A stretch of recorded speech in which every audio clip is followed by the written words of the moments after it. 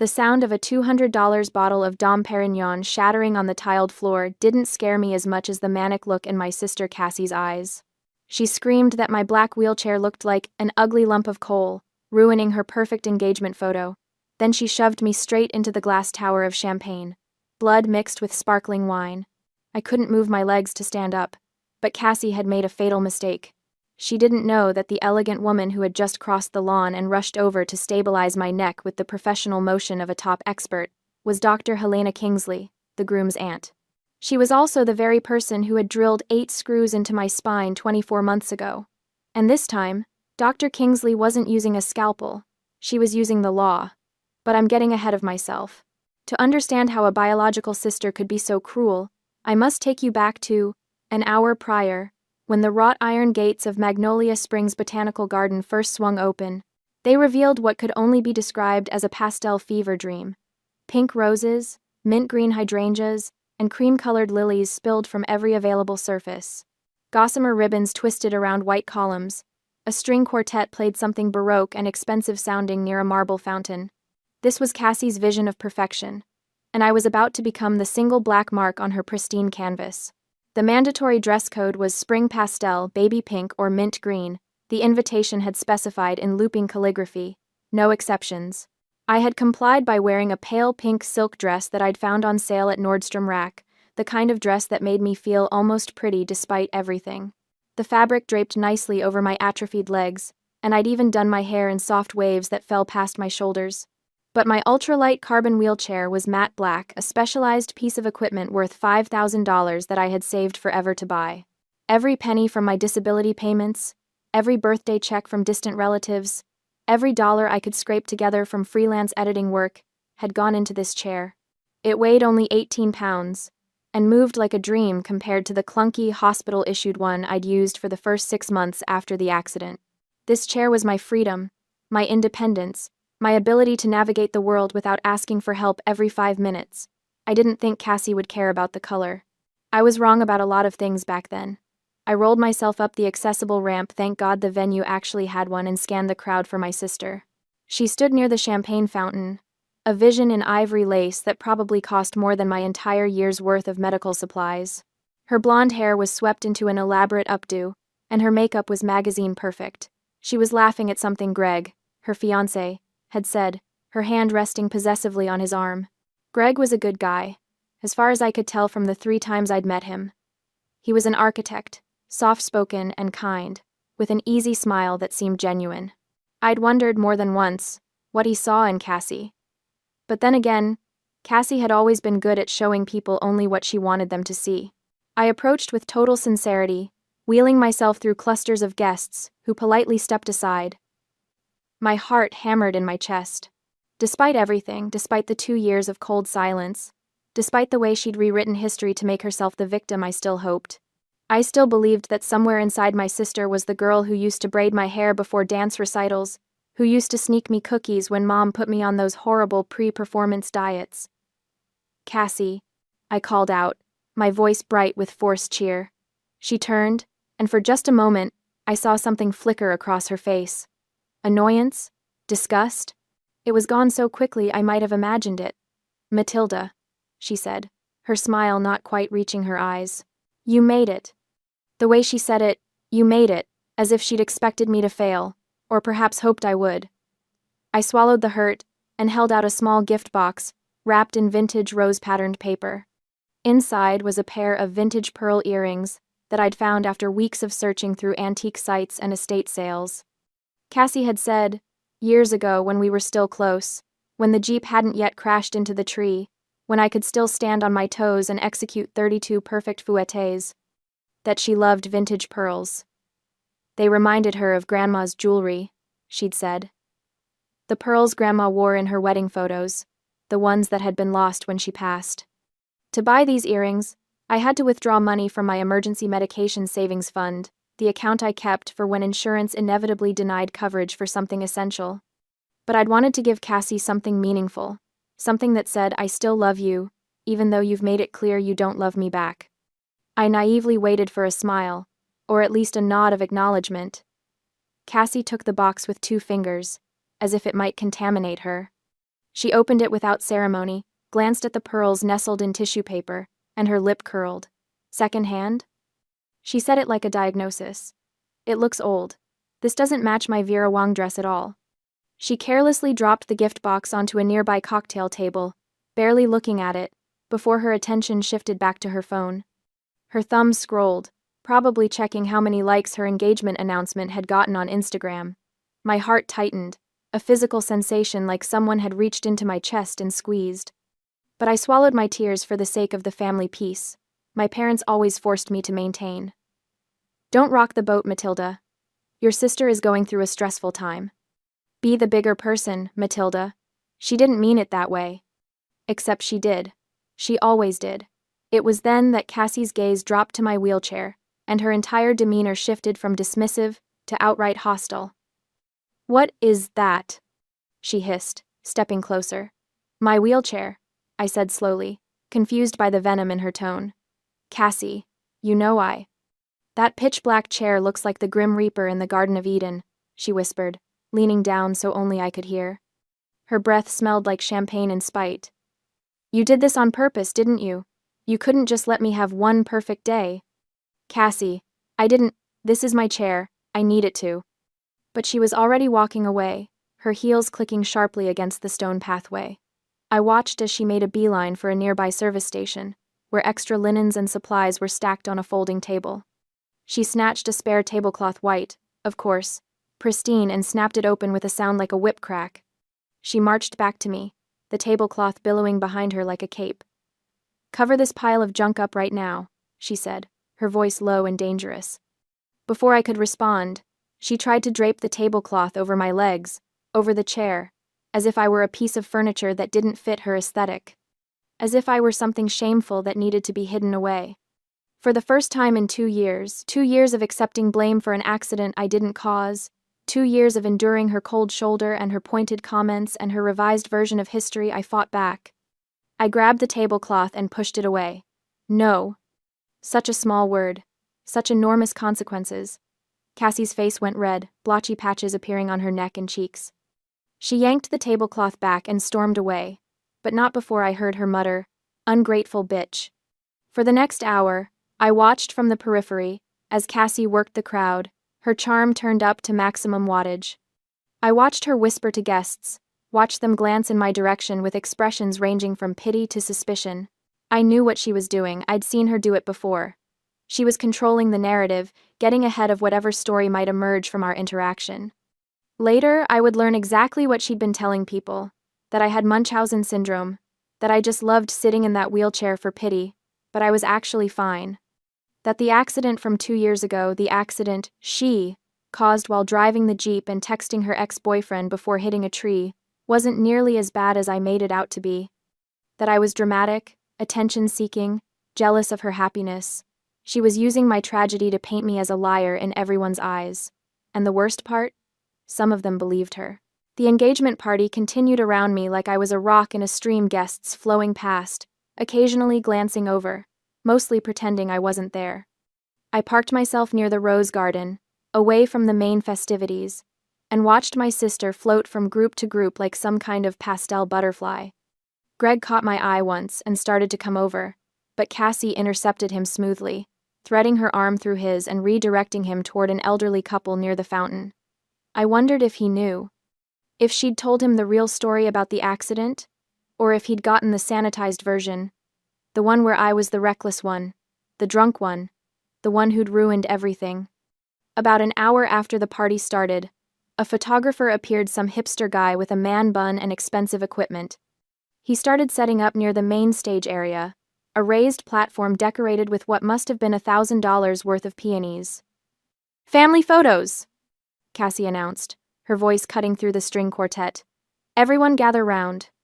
I stayed where I was.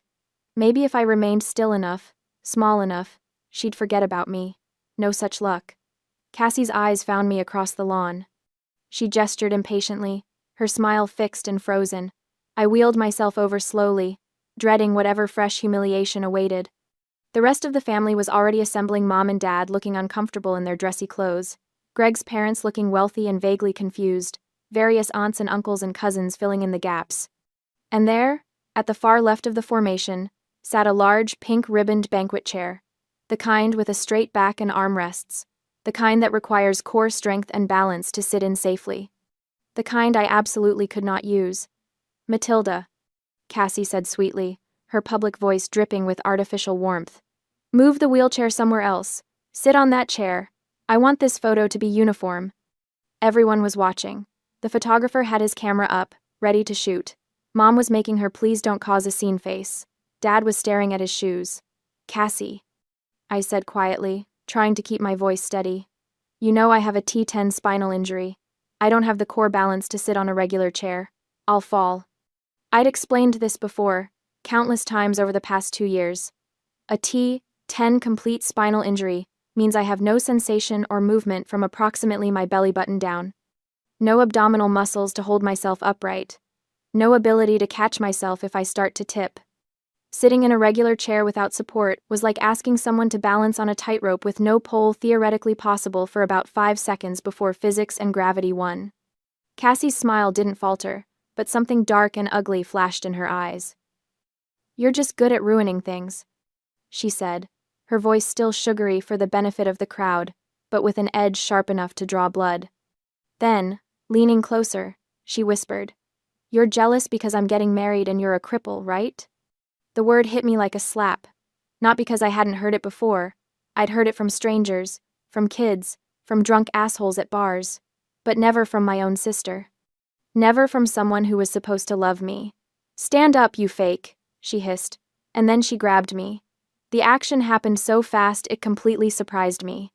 Cassie used both hands to grip me under my left armpit and yanked upward with a strength I didn't know she possessed.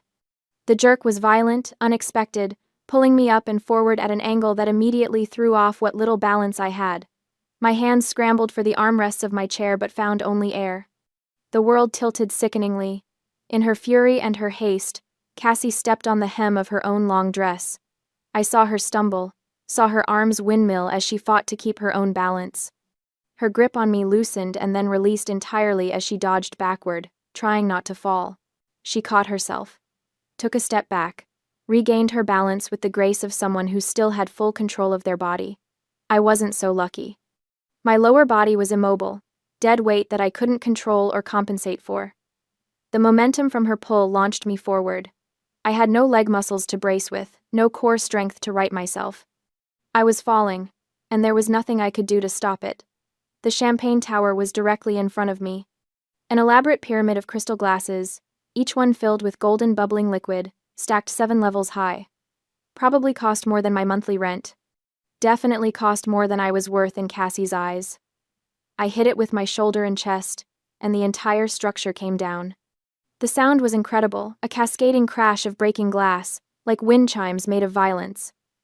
Hundreds of shards exploded outward. I felt them slice into my hands as I tried to break my fall. Felt them cut my face, my neck, my arms. Sharp pain bloomed across my skin in a dozen places. My head snapped to the side, hitting the tile floor hard enough to make my vision blur. The expensive bottle from the top of the pyramid, that $200 Dom Perignon that someone had placed there like a crown, fell onto my shoulder with a heavy thud before rolling away. Blood began to spread across the white tiles, mixing with champagne into a grotesque rosé. My pink dress was soaked through, and I couldn't tell anymore what was wine and what was blood. My hands looked like they'd been through a paper shredder, glass embedded in my palms and fingers. The entire garden went dead silent. No music, no chatter. Just the sound of champagne still dripping from the edge of the platform, and my own ragged breathing. I lay there, unable to move, afraid to move. My neck hurt. My head was ringing. And somewhere above me, I heard Cassie's voice, high and hysterical. "Oh my God! My $5,000 dress. You ruined my party." Not, "Are you okay?" Not, "Someone help her. Stand up right now." I couldn't see her. My angle on the floor gave me a view of mostly chair legs and horrified faces, but I could hear her perfectly. Could hear the absolute lack of concern, the narcissistic focus on herself, on her party, on her dress. Someone gasped. Several people started to move forward, to help, but a voice cut through the chaos like a knife. "Stand still, don't anyone touch her." The voice was female, authoritative, The kind of voice you obeyed without question. Through my blurred vision, I saw a woman drop her Gucci handbag onto the grass and push past a waiter. She moved with purpose, with the confidence of someone who knew exactly what to do in an emergency. She knelt beside me in the puddle of wine and blood, not caring about her elegant cream-colored pantsuit. Her hands were gentle but firm as she placed them on either side of my head, stabilizing my neck in the standard medical C-spine technique. "Listen to me carefully," she said, her voice calm and professional. "Don't try to move. Don't turn your head. I'm going to hold you steady until the paramedics arrive." I knew that voice. Dr. Helena Kingsley, Greg's aunt, the chief of neurosurgery at Mount Sinai Hospital, the woman who had saved my life 24 months ago. Dr. Kingsley looked up, her sharp gaze finding Greg in the crowd. "Call 911 immediately. Report a spinal injury and assault. Request police and an ambulance. Right now." "Assault?" Cassie's voice went shrill. "What are you talking about? She fell. It was an accident." But Dr. Kingsley wasn't looking at Cassie. She was looking at me, and something in her expression, a mix of recognition and fury, told me she knew exactly who I was. She'd known the moment she saw me fall. "Matilda Wells," she said softly, "just for me. I know you. I'm going to take care of you. You're safe now." And despite the pain, despite the blood, despite everything, I felt something inside me finally break free. I wasn't alone anymore. The minutes that followed existed in a strange, disconnected bubble. Time moved differently when you were lying on the ground, held immobile by the steady hands of someone who knew exactly how fragile your spine was. I could hear everything, every whispered conversation, every shocked gasp, every click of a camera phone, but I couldn't react, couldn't turn my head, could only stare up at the perfect blue sky and the lacework of tree branches above me while Dr. Kingsley maintained her grip. "You're doing great, Matilda," she said quietly. "Keep breathing. Slow and steady. That's it." Somewhere to my right, Cassie was spiraling. "Aunt Helena, you're overreacting." Her voice had that particular quality of panic that came when a narcissist realized they were losing control of the narrative. "She's faking it. She can walk. She's just acting to ruin my day." Dr. Kingsley's hands didn't move from my head, but her voice could have frozen nitrogen. "Miss Wells," she said, loudly enough for everyone to hear.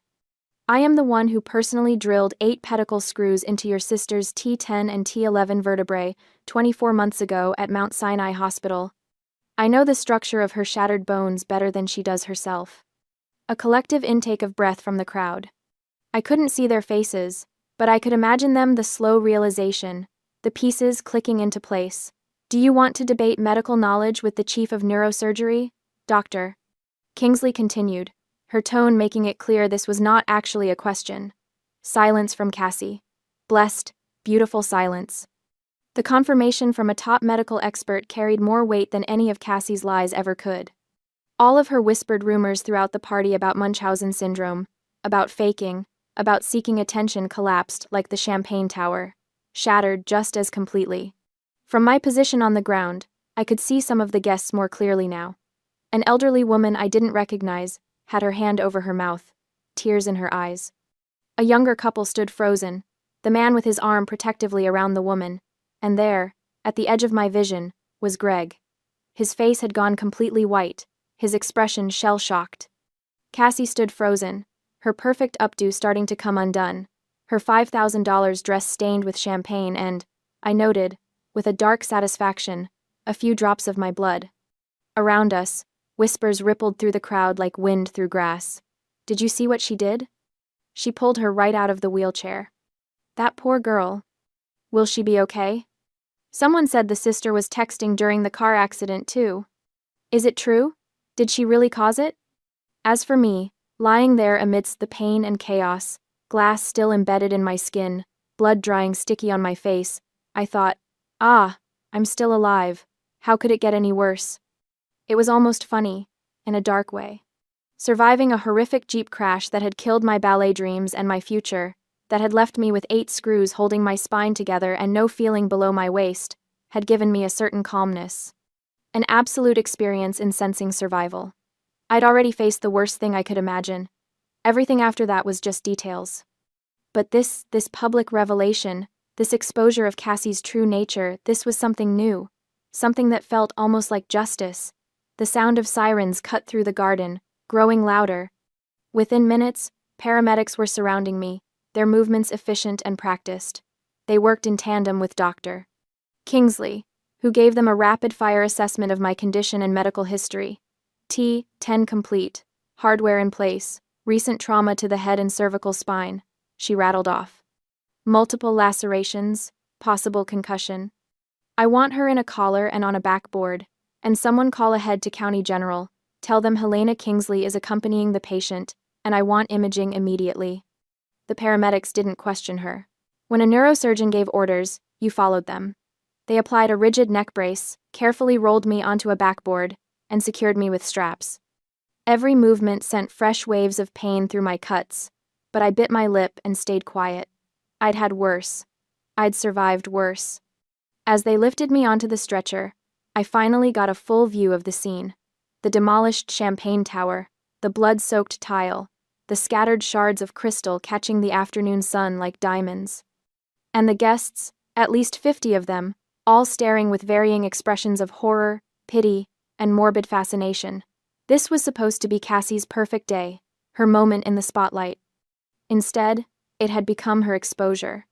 2 police officers had arrived with the ambulance, and I watched as they approached Cassie. One of them, a woman with her hair pulled back in a severe bun, pulled out a notepad.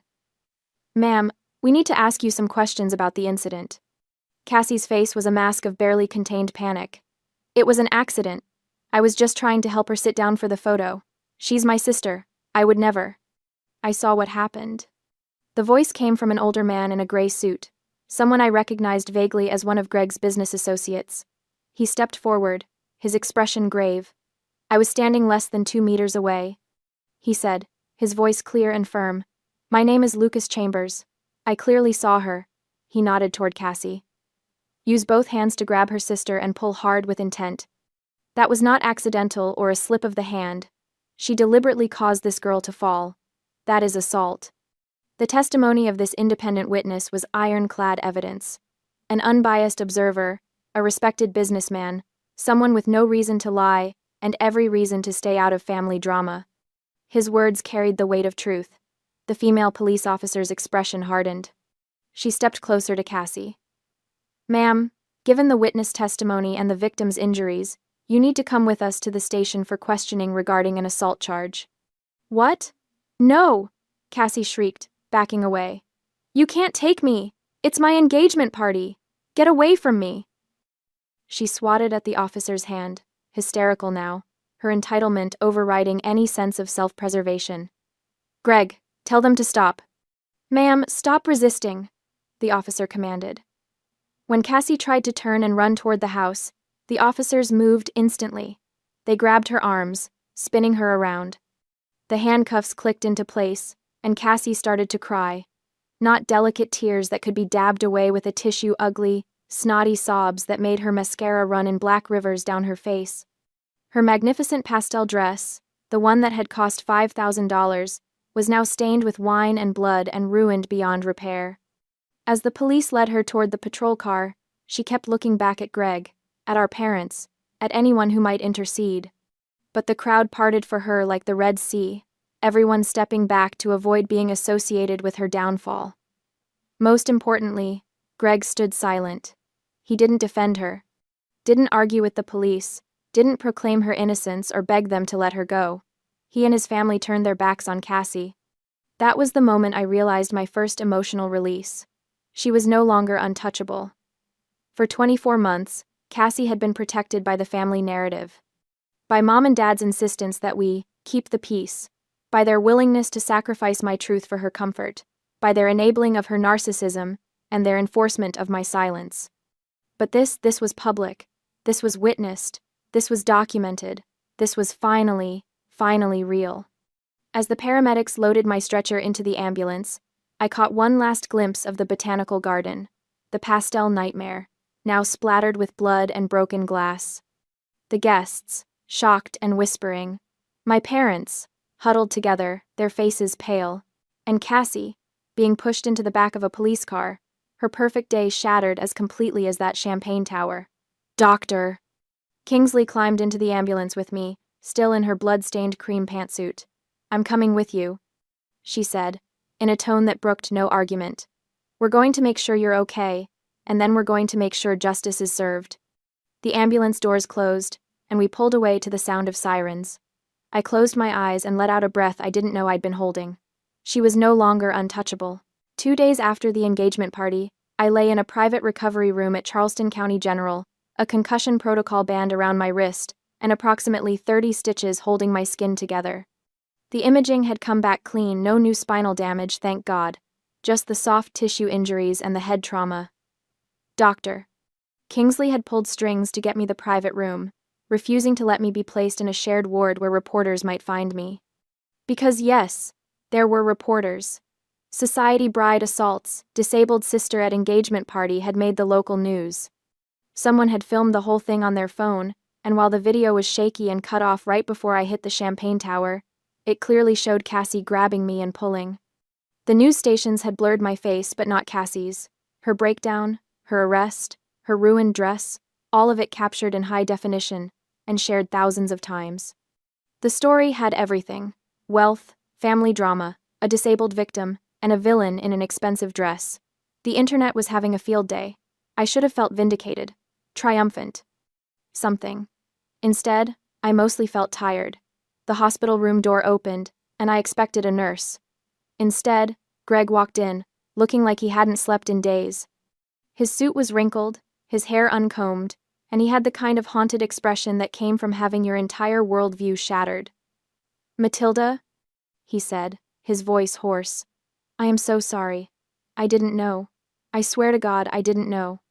I believed him. Greg was many things, but he wasn't a good liar. If he'd known the truth about Cassie, about the accident, about any of it, it would have shown on his face every time he looked at me. "She told me you were drunk," he continued, pulling a chair close to the bed. "That you crashed the car into a tree going too fast, that you were lucky to survive, that she'd tried to stop you from driving but you wouldn't listen," she said. His voice cracked. "She said you blamed her to avoid taking responsibility." The revised history, the sanitized version. I'd heard it so many times from my parents that I almost believed it myself sometimes. "I wasn't drunk," I said quietly. "I don't drink. I never have.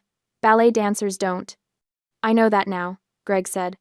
"I know a lot of things now." The door opened again, and this time it was Dr. Kingsley, carrying a manila folder. She'd changed out of her ruined pantsuit and into fresh clothes, but she still looked like she was ready for battle. "Greg," she said, nodding at her nephew. "Good, you're here. Matilda, I have something to show both of you." She opened the folder and pulled out several pages. Medical records, I realized. The ones from my original surgery. 24 months ago. "Doctor," Kingsley began, her voice taking on the clinical tone of someone presenting evidence, "I performed an emergency spinal fusion surgery on Matilda Wells. She was brought in by ambulance after a single-car accident. The vehicle, a Jeep Wrangler, had hit a tree at approximately 40 miles per hour. She handed one page to Greg. "This is the toxicology report. It shows Matilda's blood alcohol level at the time of the accident." Greg read it, his eyes widening. 0.0, completely sober. The police report indicated that the driver, Cassandra Wells, had been texting while driving. She lost control on a curve. "Doctor." Kingsley's expression was carved from ice. Matilda was in the passenger seat. She never touched the wheel. "Wait," Greg said. "Cassie was driving?" "Cassie was driving," I confirmed. "She was texting her ex-boyfriend, the one before you. They were having some kind of fight about whether they were really broken up or just on a break. She kept looking at her phone instead of the road. I told her to stop, to pull over, but she said she had it under control." The memory was crystalline, preserved in perfect detail. The blue glow of the phone screen, Cassie's thumb typing furiously, my own voice saying, "Cass, please, watch the road." The sickening lurch as the wheels left the pavement, the tree getting bigger and bigger in the windshield, and then nothing but pain and sirens and the knowledge that my life as I'd known it was over. "Why didn't you tell anyone?" Greg asked, his voice barely above a whisper. "I tried," I said. "When I first woke up after surgery, I told my parents what happened. They said..." I stopped. swallowed hard. They said it would ruin Cassie's life if people knew she'd caused it. They said the insurance would sue her, that she might go to jail, that I needed to protect my sister. They convinced me to say I'd been driving, that I'd lost control. Jesus Christ, Greg muttered. My parents have always protected Cassie, I continued. When we were kids, it was small stuff. She'd break something, blame me, and they'd believe her. As we got older, it got worse. She'd steal money from my wallet, lie to my friends, sabotage my dance auditions by hiding my shoes or telling me the wrong time, but they always made excuses for her. She was stressed. She didn't mean it. I was being too sensitive. Dr. Kingsley closed the folder with a sharp snap. What Cassie did at that engagement party was assault. What your parents did 24 months ago was coercion and insurance fraud. The statute of limitations hasn't run out on either. Greg looked like he might be sick. I almost married her. He put his head in his hands. How did I not see it? Narcissists are excellent performers, Dr. Kingsley said, not unkindly. They show you exactly what you want to see, until it's too late. We sat in silence for a moment, the weight of revelations settling over us. I could see Greg processing, reevaluating every moment of his relationship with Cassie through this new lens. Wondering what else she'd lied about, wondering who she really was beneath the performance. The door burst open, no knock, no warning. My parents rushed in like a storm surge, all flailing hands and loud voices. Matilda! Mom grabbed my hand, squeezing too hard. Oh, thank God you're okay. Dad positioned himself at the foot of the bed, his expression grave. We've been so worried. We came as soon as we heard. They hadn't visited yesterday, hadn't called to check on me. But now that Cassie needed something, here they were. We need you to do something, Mom said, her eyes red-rimmed but dry. No actual tears, I noted. Just the performance of crying. It's very important. Here it comes, I thought. Matilda, please drop the charges, Dad said. Call the police and say you slipped. Say your sister was just trying to help you up. If you don't sue, they will release your sister. There it was. The ask. The demand disguised as a plea. Mom squeezed my hand again, her grip almost painful. She's your sister, Matilda. Family protects family. You know she didn't mean it. She was just stressed about the wedding. And you know how you can be. How I can be, I repeated flatly. You know what I mean. Difficult, stubborn. You insisted on bringing that black wheelchair when she'd asked everyone to keep things light and pretty. The wheelchair I need to move, I said. Well, yes, but you could have tried harder to match the color scheme, maybe put some ribbons on it or something. And then to refuse to sit in the chair for the photo when she was just trying to include you. I pulled my hand away from Mom's grip. She assaulted me. There's video. There are witnesses. Witnesses can be mistaken, Dad said quickly. It all happened so fast. People see what they want to see. This was the moment of false defeat. I let my expression crumble, let myself look weak and overwhelmed. I shook my head wearily, feigning helplessness. Mom, Dad, I said, my voice thin and tired. This isn't about what I want anymore. The police have the video, the witnesses, the medical examiner's report. This is a criminal case between the state and Cassie. I am not the judge. I don't control what happens now. It was true, technically. Once assault charges were filed by the state, the victim couldn't just make them disappear. But my parents didn't understand the legal system well enough to know that.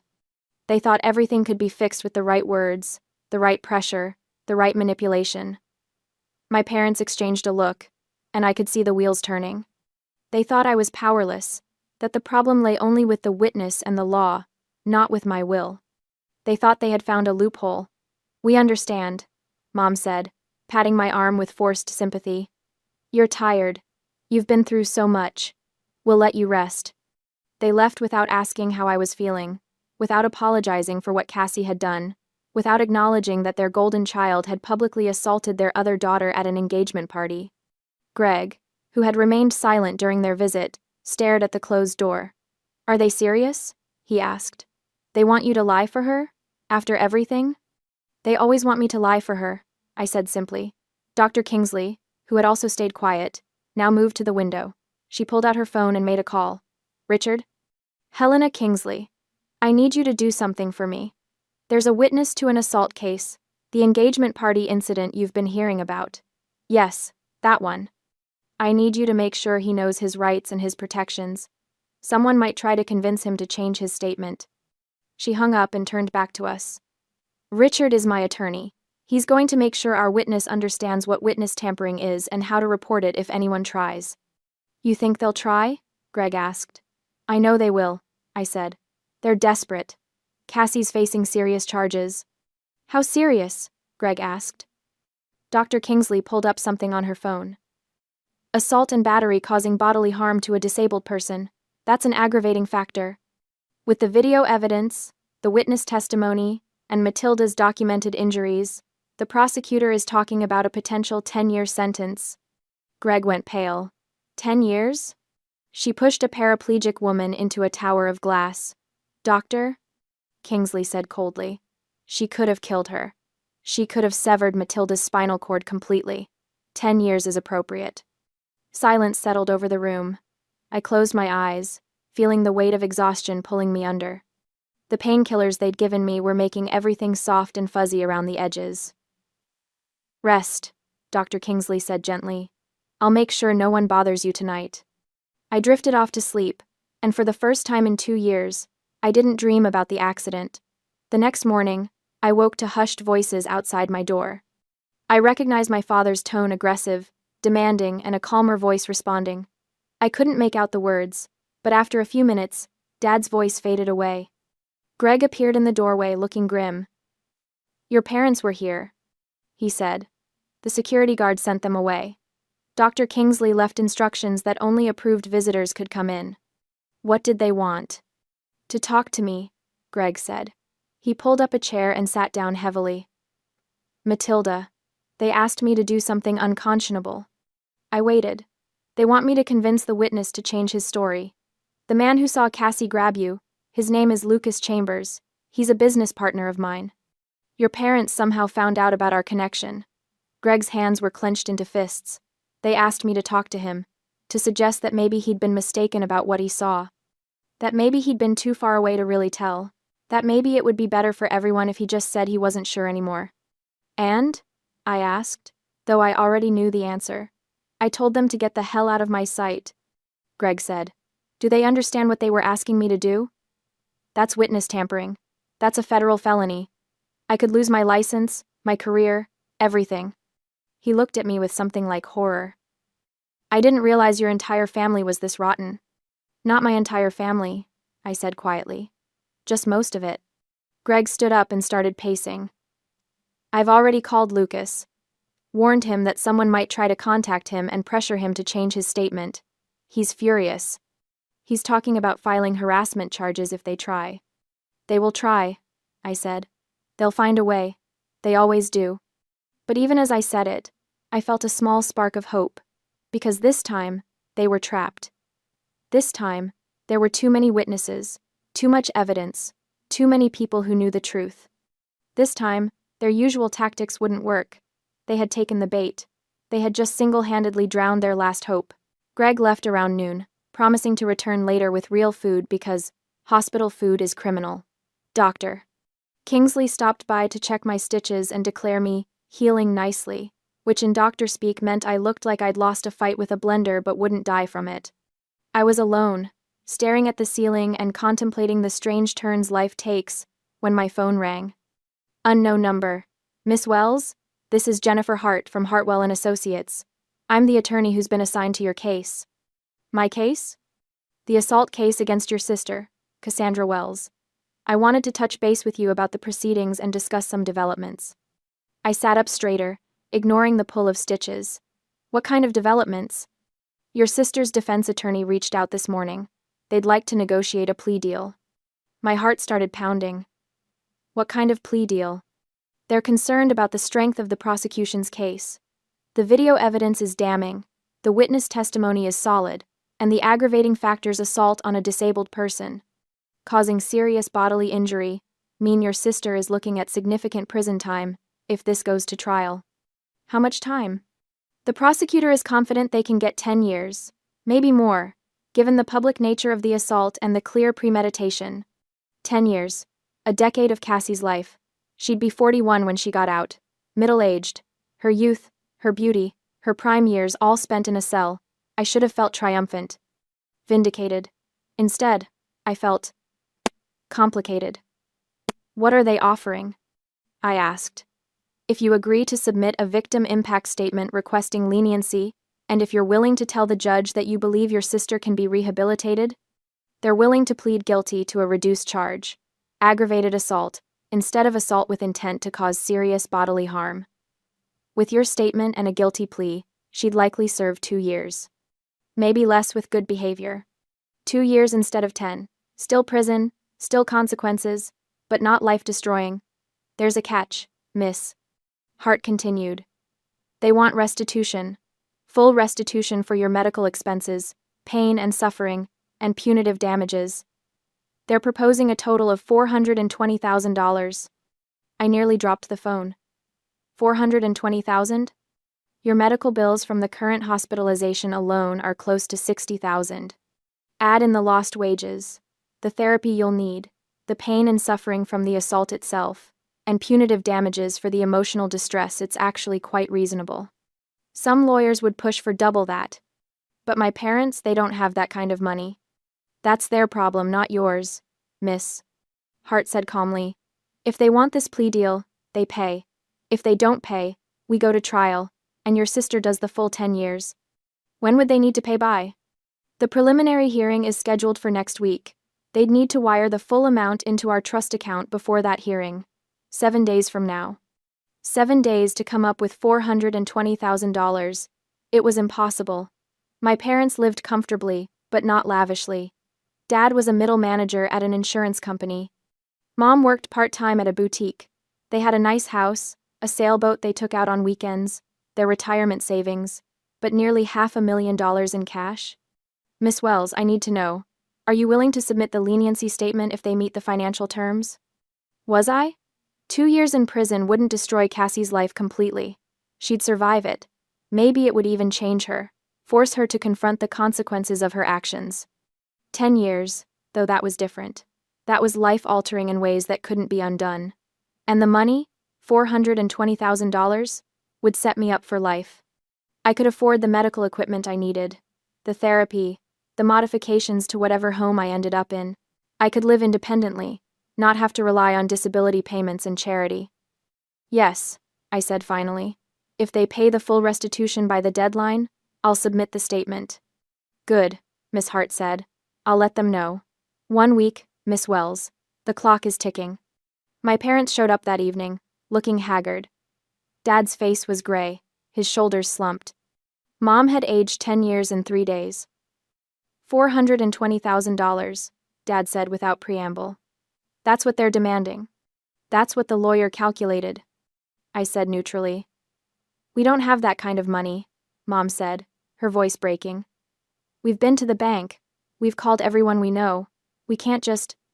You can liquidate your $401k, I said calmly. They stared at me. I checked. Between both of your retirement accounts, you have about $280,000. With the early withdrawal penalties and taxes, you'd net maybe $200,000. You can sell the sailboat not on the market, but to a wholesaler or liquidator. They'll give you cash instantly but at a fraction of the value. That's another $100,000 if you're lucky. For the rest.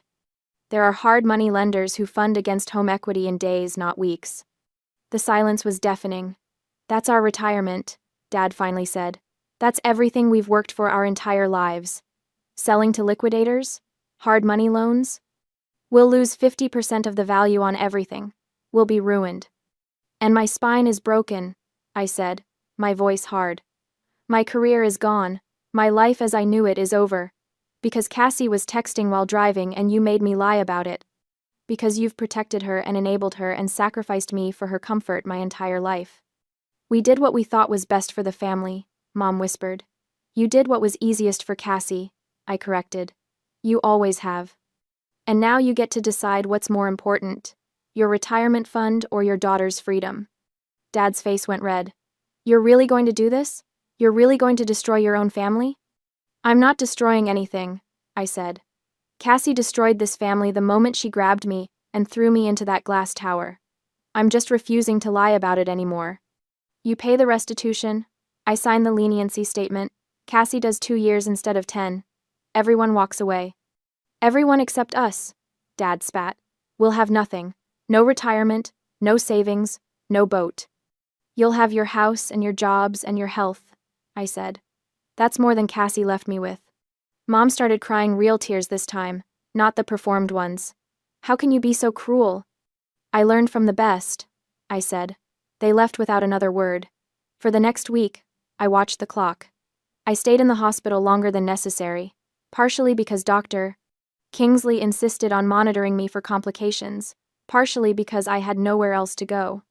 My apartment was a third-floor walk-up with no elevator, and I'd been staying with my parents before the engagement party. That option was clearly off the table now. Greg visited daily, bringing food and keeping me company. He'd officially broken off the engagement, returning the ring to his mother and telling Cassie's lawyer that there would be no reconciliation. His parents had even offered to help me find an accessible apartment, a gesture that brought me to tears. Dr. Kingsley checked in regularly, updating me on Cassie's status. She was out on bail, staying with our parents, apparently having a breakdown that involved screaming and throwing things and blaming everyone but herself. On the 6th day, my lawyer called. They're doing it, Miss Hart said. Your father liquidated both 401 KS this morning. Took a massive hit on the penalties. They also drove the sailboat to a marine salvage dealer. They practically gave it away for immediate cash fire sale price. And they signed papers with a high-interest lender this afternoon for the gap funds. Will they make it? If the wire's clear? Barely. It'll be close. On the 7th day, the day of the deadline, I sat in the hospital room with my phone in my lap, watching the clock. The deadline was 5 p.m. At 4:47 p.m., my lawyer called. The wire just cleared, she said. $420,000, paid in full. I closed my eyes and took a deep breath. I'll draft your victim impact statement tonight. You'll need to sign it tomorrow, and we'll submit it to the judge. The plea hearing is scheduled for Friday. Okay, I said. Miss Wells Matilda, this is the right thing. You're giving her a chance to make things right. That's more than most people would do. After she hung up, I sat in the silence of the hospital room and thought about the cost of family. My parents had paid $420,000 to save Cassie from a decade in prison. They'd lost their retirement, their sailboat, their financial security. They'd taken on predatory debt they'd spend years paying off. All for Cassie. They'd never once offered to help me with medical bills, never offered to pay for the wheelchair that had taken me 2 years to save for. Never offered anything but demands that I be smaller, quieter, more convenient. The money hit my lawyer's trust account, and I signed the plea for leniency. 2 days later, Cassie stood before a judge and pleaded guilty to aggravated assault. She was sentenced to 2 years in a state correctional facility, with the possibility of parole after 18 months with good behavior. My victim impact statement was read aloud in court. I wrote about the pain, the betrayal, the lifetime of being erased and diminished. But I also wrote that I believed in the possibility of change, that I hoped my sister would use this time to reflect and grow, that I wanted justice but not vengeance. I didn't attend the hearing. I watched from my hospital room via video link. I saw Cassie's face when the sentence was handed down: shock, disbelief, and finally, for the first time I could remember, something that might have been genuine remorse. My parents sat behind her, holding hands, their faces masks of grief. Greg sat in the back of the courtroom. When it was over, he looked directly at the camera and nodded once. A goodbye. A thank you. An acknowledgement that some things, once broken, cannot be repaired. The money was transferred from the trust account to my personal account, $420,000. More money than I'd ever imagined having. I used some of it to pay off my medical debts, some to secure a beautiful, accessible apartment in a building with an elevator and wide doorways, some to set up a trust fund for future medical needs. And then I did something I'd never thought I'd have the courage to do. I cut off all contact with my parents. I blocked their numbers. Returned their letters unopened. When they showed up at my new apartment, I didn't answer the door. They'd made their choice. They'd always made their choice. Now I was making mine. I took that money, and I started a new life. 18 months have passed since the courtroom gavel fell, and today, I'm sitting on a sun-drenched beach in the south of France. For the first time in 42 months, I don't feel like I'm drowning. The Mediterranean stretches out before me, impossibly blue, the kind of color that doesn't exist in Charleston. The sand is warm beneath my left hand where I've braced myself against the wheelchair. My matte black carbon chair, the same one Cassie tried to hide under that goddamn tablecloth, sits proudly in the sunlight now. I'm not hiding anymore. The $420,000 restitution money changed everything. Not because money fixes paralysis, it doesn't, and anyone who tells you otherwise is selling something, but because it bought me choices. Real choices. Not the scraps my family used to offer me with their pitying smiles and their, maybe next year, Matilda, promises. I used a significant portion of it to fund experimental treatment at the Zurich Neuroscience Research Institute, cutting-edge neural chip implant technology. The kind of thing that makes neurologists either excited or skeptical, with very little middle ground. Dr. Kingsley, bless her pragmatic heart, had given me the contact information with a simple, "It's worth trying. No guarantees, but the research is promising." The medical result wasn't some miraculous stand-up-and-walk moment like you see in the movies. Recovery never works that way, no matter what the Hallmark Channel tells you. But 3 weeks ago, during one of my focused visualization exercises, something happened. My right big toe twitched, just slightly, barely a millimeter of movement. But I felt it, a tingling current of electricity that ran down my calf, following neural pathways that had been dark and silent for 42 agonizing months. The first real sensation, below my T10 injury since the Jeep rolled. I had stared at my foot for a full minute, convinced I'd imagined it. Then I did it again, and again. Each time, that tiny twitch, that whisper of reconnection between my brain and my body. "Matilda, did you see that?" Mari, the 35-year-old woman sitting in the beach chair next to me, had been watching during one of my exercises yesterday. When my toe moved, she screamed in delight, launching herself out of her seat to grab my shoulders. She hugged me so tightly I couldn't breathe, crying even louder than I was. Mari, my found family. I met her at the Research Institute in Switzerland. She'd been volunteering there, helping patients navigate the foreign medical system, translating German medical jargon into understandable English, and generally being the kind of human that restores your faith in humanity. She told me she'd cared for her paralyzed sister for 10 years before she passed away from complications. When she met me, Mari said I reminded her of her sister. Same stubborn determination, same dark humor about our circumstances, same refusal to be defined by our limitations. For me, Mari filled a void I didn't even know how desperately I needed filled. She became the caring, understanding, protective sister I never had, the sister Cassie could never be. My phone vibrates in the bag hanging off my wheelchair. I almost ignore it. I've gotten good at ignoring things that don't serve me, but something makes me check. An email from Mom. The subject line is empty, but there's an attachment. A photo of a handwritten letter. My stomach tightens as I open it. The handwriting is Cassie's, still that perfect Catholic school cursive, even after 2 years in prison. She was released early last week for good behavior. According to Mom's brief message, Cassie refused to move back in with our parents. Instead, she found a small town somewhere in the Midwest, got a job as a server at a bakery, and rents a tiny apartment above a hardware store. The letter itself is short. "Matilda, I'm sorry for taking your legs and your life's dream. I don't expect you to forgive me. The days in prison helped me understand how terrible I was. I am learning to be a decent human being from zero. Live well, Matilda." I read it twice, then a third time. My heart feels light. Not because of the apology words are cheap, and Cassie's words were always prettiest when they meant the least, but because I realize, sitting here with the sun on my face and Mari humming beside me, that I don't care anymore. No more resentment burning in my chest. No more imagining what I'd say to her if I saw her again. No more rage keeping me awake at night, but also no need to reconnect. No obligation to rebuild something that was never really there. Cassie is learning to be a decent human being? Good for her. She can do that without me. I turn off my phone and drop it into my bag, leaving the past exactly where it belongs. "Mari," I say, beaming at her. "Let's go get ice cream. My treat." Mari laughs, this full-bodied, joyful sound that makes strangers turn and smile. She stands, moving behind my wheelchair. Let's go, little sister.